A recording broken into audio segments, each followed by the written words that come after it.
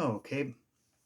So I wanted to do a new update video on the current guitar collection and the current setup and stuff. Because one of the last videos I showed of the stuff I was doing was getting ready to set up a 59 style Les Paul. And that thing's been done now for a little while. And I've already started work on a Strat. Um, and I want to do like a vintage setup Strat. And I mean, kind of long story short, um, building up to that is I've always played guitars with like pretty medium to high output humbuckers in them, and so anyways, after building this thing, um, I really started getting into single coils and more vintage style setup guitars. So I really quickly wanted to get through uh, the current guitars I have and what I'm planning on doing with the Strat, which will be in the future, and the Les Paul that's already done. Um, yeah, so we'll go through all that stuff. This thing's changed a little bit since my last updated photo videos and stuff. Um, I put modern Fender tuners in it. It had like the vintage style tuners in it before, and they were such a problem to deal with. I didn't like them, so I upgraded to the modern tuners. Um, I've also done a little bit more fret work on it. I got the sides smoother.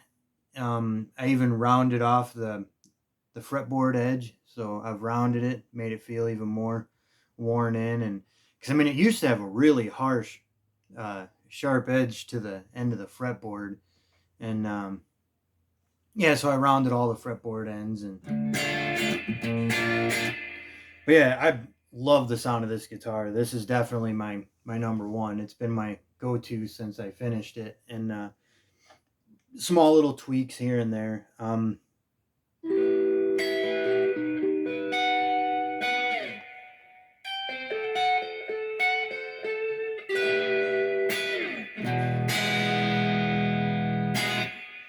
Yeah, I love how responsive this guitar is. Like it just feels right, from playing light to digging in, and yeah, I love the sound of this neck pickup. Just in case you haven't seen the other videos, I guess. Um, for people who don't know, I can run over the specs on this one real quick. So the pickups that are in it are these guys right here, the Fender Pure Vintage 64 set. These aren't even too expensive. I think they were like 150, 160, right around there. Under 200 bucks, you get both pickups and their 1964 spec, I guess. And yeah, they sound really good. I love these pickups. And then 250K Fender CTS pots, orange drop tone cap, a Fender three-way switch. I don't like them PCB cheapo switches. I get rid of those in every guitar.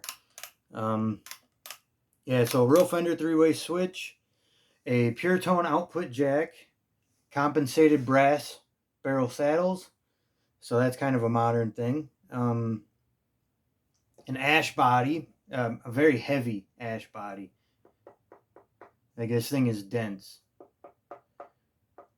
Like honestly, I can't tell if that's the sound of my bone hitting it or the wood sound. I mean, this thing, yeah, that's more of the wood sound there. But yeah, that's very, very heavy guitar. Obviously, maple neck, bone nut, and then um, the profile of the neck, I would say, is kind of like a 50s, maybe. I don't know. It's pretty big. It's a fat neck. Then I refretted it with the stainless steel jumbo frets. The frets that were on it were really short. They were kind of wide, but really, really short, and that drove me insane. So I loved the way the guitar sounded once it was done, but the super small short frets drove me absolutely insane.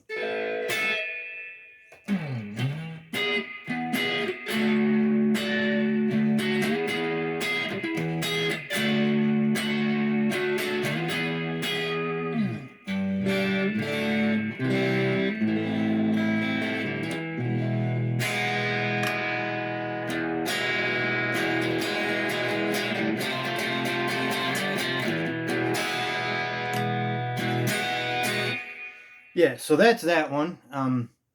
I don't think I have anything more to do to this one. The only thing I might change in the future, because now it's perfect. Like I love this thing, but the only thing I'm not really liking is this pot. Sometimes it gets scratchy on me out of nowhere, and it'll clear up if I work it a little bit. But I'm thinking about swapping this pot out for a Burns 250K low friction, because I love Burns pots and they move real nice and easy, and I've never had a problem with them. Like they're my favorite pots to put in any guitar. But this one I wanted to make it like all Fender parts, and you know what it would be like to actually own a Fender, even though I could never afford one. So I built this one here using all Fender parts, and I mean even down to the neck plate, and I don't even know if that's gonna show up. Yeah, it does say Fender on there. It shows up. Okay, but yeah, this thing has all Fender parts in it, so I mean, it's not a real Fender, yet it is a Fender, but it's not. But it is. So yeah,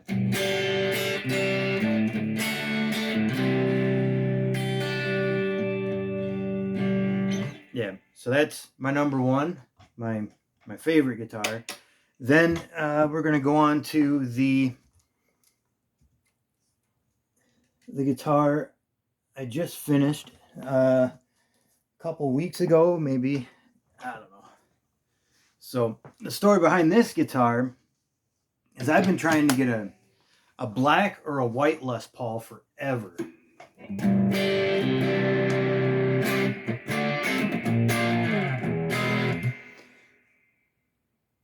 Yeah, a lot fuzzier. Not as clear or crisp as that one. But um, so, anyways, I was on the hunt for a either a black Les Paul that looked like this one, or the Alpine White Les Paul Custom with gold hardware. So I had this Brendan Smalls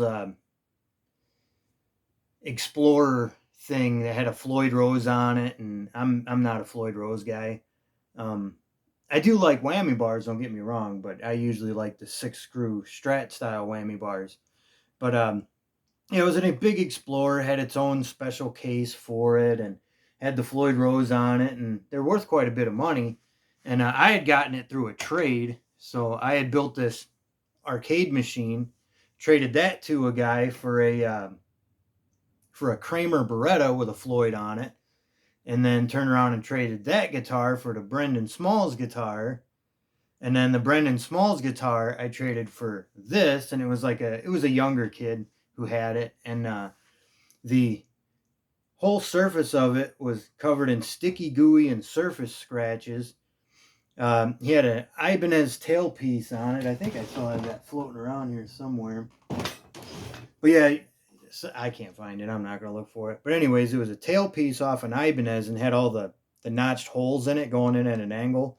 And on the opposite side, it said Ibanez on it. The pickup rings, he had put black ones on there. The poker chip was missing. And the back covers were mismatched. This one was black. So, oh, and the nut had a chunk busted off of the low E string, and yeah, it was in pretty rough shape. It also used to have the zebra coil, open coil humbuckers in it, those pro buckers or whatever the Epiphone stock humbuckers are called. I think they're called Epiphone pro buckers. But anyways, so I had to track down, hunt down all the parts that would originally be on it. gutted it completely down to just the neck and body, took everything out of it, buffed the snot out of it to bring the finish back to brand new. The one thing I couldn't really fix is if you see where the light's hitting it there, there's some little dents in there. But as far as like all the scratches and stuff, I was able to get rid of all of that and bring it back to its perfect shine. But I really wish I had some before and after pictures to really show how much had been done to this guitar. But it looked rough. The one nice thing is it did come with these locking tuners, and then yeah, so I got to keep those on there. And then the kid also had the original Grover tuners that he threw in with the deal. So I mean, that kid got a really nice, pretty valuable Epiphone Explorer, so that probably made his day. But at the end of the day, I got the Les Paul I was searching for since the beginning of that whole trade fiasco. But okay, so as far as the parts that are in this one, I did everything I could to get it back to a stock look, but the pots are 500K Burns pots, low friction. So every one of these pots moves really easy, which is my favorite. I like to be able to just wing them really quick, get my hand down there and just roll, kind of play by ear and roll it to where I need to without any real friction, where you have to grab it and twist it and you just roll it. So I switched to the Burns. Orange drop tone capacitors, pure tone output jack, wired up like a 1959 Les Paul. The wiring schematics for those, you can find those online for 59 Les Pauls. And then the pickups are these Wilkinson affordable, 59 PAF replica pickups. So I went with these Wilkinsons. I like the chrome covered look on this particular Les Paul rather than the Zebra open coil. Yeah, if you can see there that they say Wilkinson in that bottom corner on the pickup there. But yeah, but these are the 59s. Then the nut, because the other one had a broken nut. It's a Graph Tech Tusk nut. And yeah, and then the locking tuners that came on it. And yeah, that's this one. So yeah,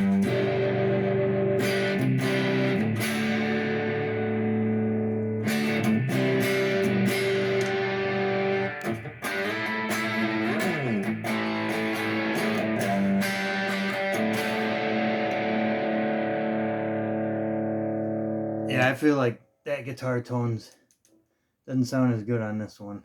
This probably likes higher gain.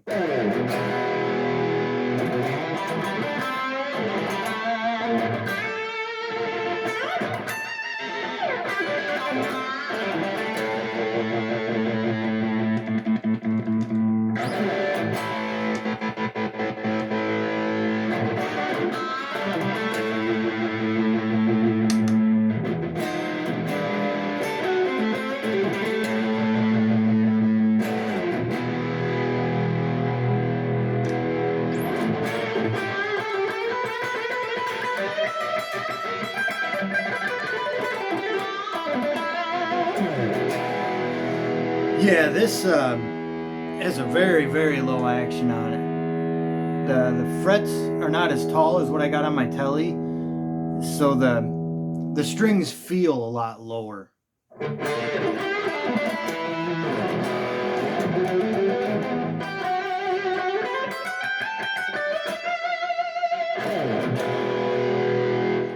I still might refret this one with some bigger jumbo frets like I do with the Telly.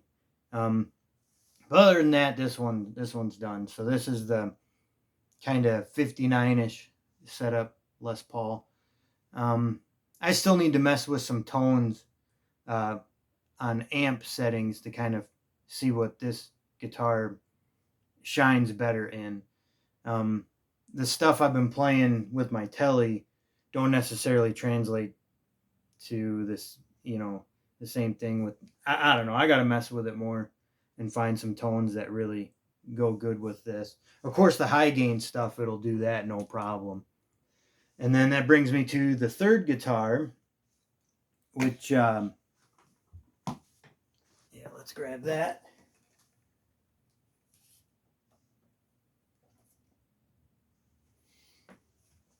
Okay. So this one, if you remember my other videos where I had that Ocean Burst Blue Schecter, I actually traded that for this guitar straight up, and then I also got some guitar pedals out of it. So I had a guy trade me this Strat plus a handful of guitar pedals for that Blue Schecter you've seen in my older videos. Yeah, I might miss that Schecter down the road, but I'm always changing my gear every so often. I don't know, I like this Telecaster so much that I completely stopped playing that Blue Schecter, and then I thought, you know what, I might as well try to get the Holy Trinity and get a Strat, a Les Paul, and then I already got my Tele. Then I have the three main guitars. So I got this one. I still have a lot of stuff I'm going to do to this. So far, it's basically stock. Um, I guess whoever had this before me started with some type of Squire. I don't know if it was like a Bullet or an Affinity or what it was, but they did the Fender water slide decal on it, and it seems like they sprayed some good polyurethane clear over that because that's not enamel. Like that's hard. So you can kind of see that there, and it's got a high gloss to it. Like this is a good polyurethane clear he shot over that. But right now it's basically stock. The only thing I swapped out was I had a spare three-way Fender switch that I threw in there.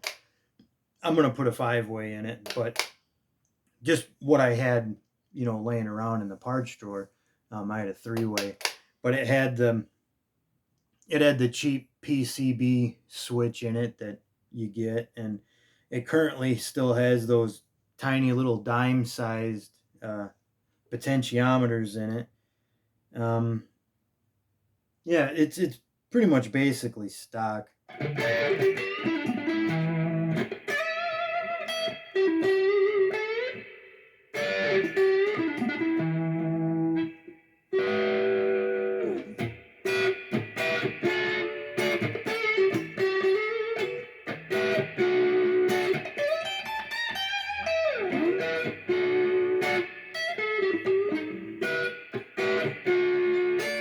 Yeah, so I do want to pretty much overhaul the entire thing. I'm going to get a different bridge for it, one that has a giant brass tone block rather than these little small, I don't know, junk metal tone blocks that they come with stock. So I'll put a good bridge in there that has the giant brass tone block. Fender bent steel saddles, the Fender bent steel saddles, I'll put those in there. I do have some pickups picked out. They're already ordered. They're on the way. They're Music Lily Pro ST60s. I think like it stands for like Strat 60s or something. So it should have like a nice 60s vintage vibe going on. And I picked out those Burns pots for it, 250K. I'm going to avoid the problem I did on my Tele going with the Fender pots. I'll just go straight to my favorites. And then I also found a really cool relic guitar body I might be looking into getting at some point. So yeah, once the guitar is done, it'll be completely different. I think the only stock part will probably be the neck. and then I'll have this leftover black body to do something with, either do another guitar with it, or sell it, or maybe get a box of Strat parts together and just sell it as a Strat kit to somebody, or go down that route. But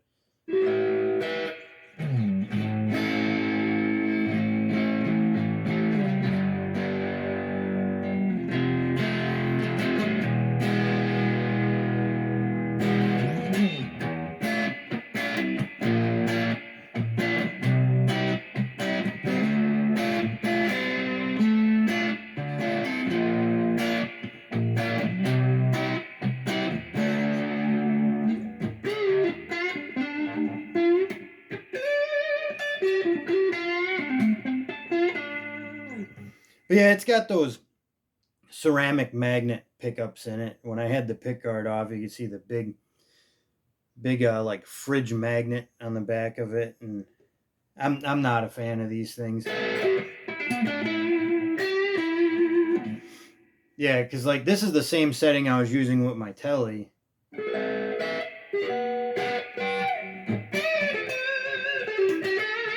Not bad.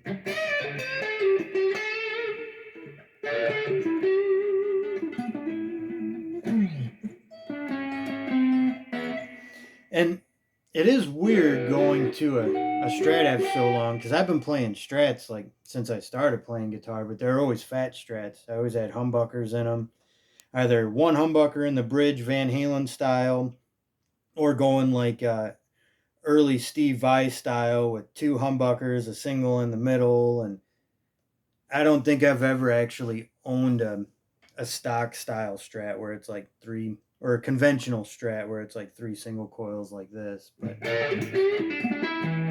so I figured, since I've never owned a good one, like a realistic Strat, I'm gonna build this one up to the specs of a good one and see what I think of it.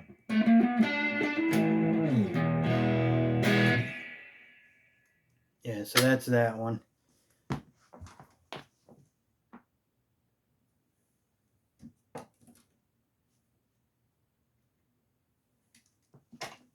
All right, so that's my current collection as of right now, and what I've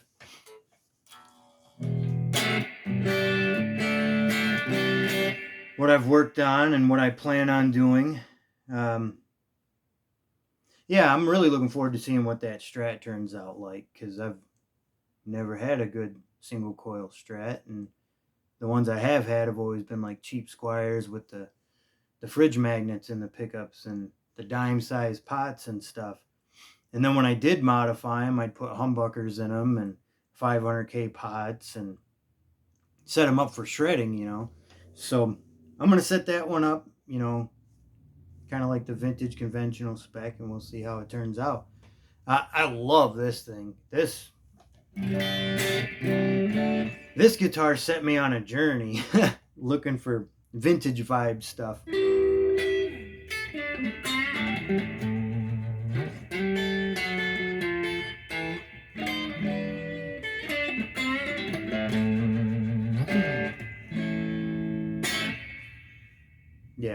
Yeah, I love the sound of this guitar. Thanks for watching, guys. Be on the lookout for the new Strat setup.